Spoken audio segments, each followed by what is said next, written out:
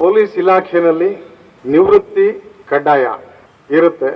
ಆದರೆ ಈ ಒಂದು ಜೀವನದಲ್ಲಿ ನಾವು ಏನು ಈ ಒಂದು ವೃತ್ತಿಗೆ ಸೇರಿದ ನಂತರ ಏನು ಮಾಡಿರ್ತೀವಿ, ಒಳ್ಳೆ ಕೆಲಸ ಕೆಟ್ಟ ಕೆಲಸ ಎಲ್ಲನ ಗಮನಿಸ್ತಾ ಇರ್ತಕ್ಕಂಥದ್ದು ಸಾರ್ವಜನಿಕರು. ಅದನ್ನ ನಾವು ಯಾವ ಒಂದು ಕೆಲಸದ ಮೇಲೆ ಒಳ್ಳೆ ಕೆಲಸ ಮಾಡಿರ್ತೀವಿ ಅದನ್ನ ನೆನೆಸಿರ್ತಾರಲ್ಲ, ಅದು ನಮಗೆ ಮುಂದೇನೂ ಸಹ ತಲೆ ಕಾಯುತ್ತೆ.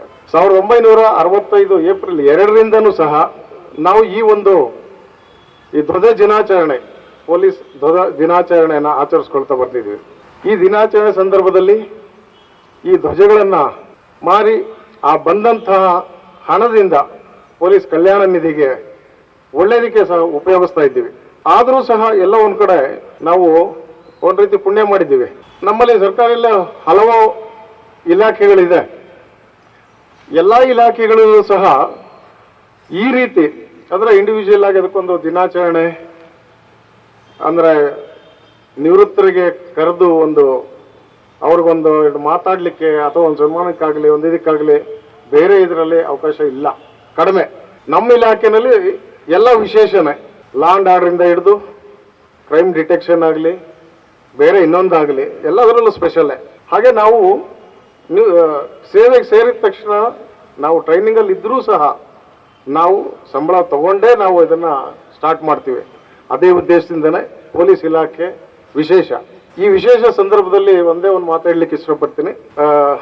ಒಂದು ಸಾಮಾನ್ಯ ನೋಡಿ, ನಾವು ಹಿಂದೆ ಕೇಳ್ತಿದ್ವಿ, ನಾವು ನಮ್ಮ ತಂದೆ ತಾಯಿ ಮಾಡಿದ್ದನ್ನ ನಾವು ಮಾಡಿದ್ದನ್ನ ನಮ್ಮ ಮಕ್ಕಳು ಅನುಭವಿಸ್ತಾರೆ ಅಂತ ಹೇಳಿ. ಹಾಗಿಲ್ಲ, ಈಗ ನಾವು ಮಾಡಿದ್ದು ನಾವೇ ಅನುಭವಿಸ್ತೀವಿ. ನಾವೇನು ಒಳ್ಳೇದು ಮಾಡಿದರೆ ಖಂಡಿತ ನಾವು ಚೆನ್ನಾಗೇ ಇರ್ತೀವಿ. ಅದಕ್ಕೆ ನಿದರ್ಶನ ನಂದ 9 ರಿಂದ 10 ಜಿಲ್ಲೆನಲ್ಲಿ ಕೆಲಸ ಮಾಡ್ಕೊಂಡು ಬಂದಿದ್ದೀನಿ. ಇಲ್ಲೂ ಸಹ 9 ಜಿಲ್ಲೆ ವರ್ಷ ನಾನಿಲ್ಲಿ ಕರ್ತವ್ಯ ನಿರ್ವಹಿಸಿದ್ದೀನಿ. ನಮ್ಮ ಕೆಲಸವನ್ನ ನೋಡಿ ಜನರು ಗುರುತಿಸ್ತಾರೆ, ಅದೇ ರೀತಿ ನಮ್ಮ ಹಿರಿಯ ಅಧಿಕಾರಿಗಳು ಸಹ ಗುರುತಿಸ್ತಾರೆ. ಒಂದೇ ಇದರಲ್ಲಿ ನಾವು ನಿವೃತ್ತಿ, ನೀವೀಗ ಸರ್ವಿಸ್ ಅಲ್ಲಿ ಇದ್ದೀರಾ.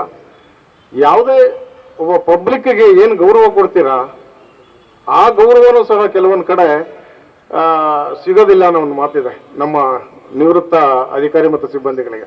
ನಾನು ಎಲ್ಲಿ ಕೆಲಸ ಮಾಡ್ಕೊಂಡ್ ಬಂದಿದ್ದೀನಿ ಆ ಜಿಲ್ಲೆಗಳಲ್ಲೆಲ್ಲ ನಾನು ಬ್ರೀಫಿಂಗ್ ಎಲ್ಲ ಹೇಳ್ತಿದ್ದೆ, ನಮ್ಮ ಸ್ಟಾಫ್ಗಾಗಲಿ ನಮ್ಮ ಅಧಿಕಾರಿಗಳಿಗಾಗಲಿ ಒಂದು ರಿಕ್ವೆಸ್ಟ್ ಮಾಡ್ತಿದ್ದೆ, ಸಾಧ್ಯವಾದರೆ ಒಳ್ಳೇದು ಮಾಡಿ, ಕೆಟ್ಟದಂತೂ ಮಾಡಬೇಡಿ ಅಂತ ಹೇಳಿ. ನಿವೃತ್ತಿ ಆದ್ಮೇಲೆ ಬಂದ ಮೇಲೆ ಒಂದು ಕೂರಿಸಿ ಮಾತಾಡೋ ಅಂತ ಒಂದು ಸೌಜನ್ಯ ಇರಬೇಕು.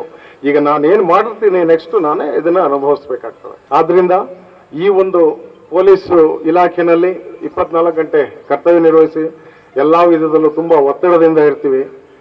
ಅಂತ ಸಂದರ್ಭದಲ್ಲಿ ಕರ್ತವ್ಯ ನಿರ್ವಹಿಸಿ ನಮ್ಮ ವಿಶ್ರಾಂತಿ ಜೀವನದಲ್ಲಿ ಈ ರೀತಿ ಒಂದು ಗುರುತಿಸಿ ನಮ್ಮನ್ನ ಕರೆದು ಮಾತಾಡ್ಲಿಕ್ಕೆ ಅವಕಾಶ ಕೊಟ್ಟಂತ ನಮ್ಮ ರಾಮನಗರ ಜಿಲ್ಲಾ ಪೊಲೀಸ್ ಅಧಿಕಾರಿಗಳಿಗೆ, ತಮ್ಮಗಳಿಗೆ ಎಲ್ರಿಗೂ ಸಹ ವಂದಿಸ್ತಾ, ಮುಂದೇನೂ ಸಹ ಇದು ಮುಂದುವರಿಯುತ್ತದೆ.